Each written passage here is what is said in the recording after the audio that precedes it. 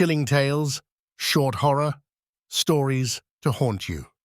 One night, Sarah was cleaning her old apartment and noticed the bathroom mirror was fogged up, even though the heat was on.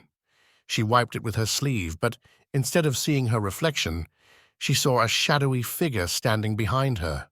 She spun around, heart racing, but the room was empty. Her reflection was still there, smiling back at her. A teenage girl was babysitting for a family in a quiet neighborhood. The parents warned her to never answer the upstairs phone when it rang. Around midnight, the phone upstairs started to ring. Curious, she went to answer it, but the voice on the other end just said, "Check on the children." Terrified, she rushed upstairs only to find the kids hidden in the closet whispering, "The man in the phone is in the house."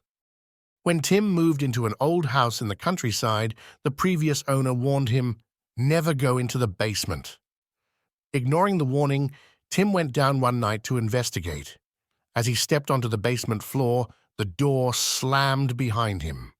In the corner of the room, he saw hundreds of old photographs. Every picture was of someone who had lived in the house, their eyes scratched out. The final photo was of Tim, taken the moment he entered the room. For weeks, Michael noticed a strange pattern.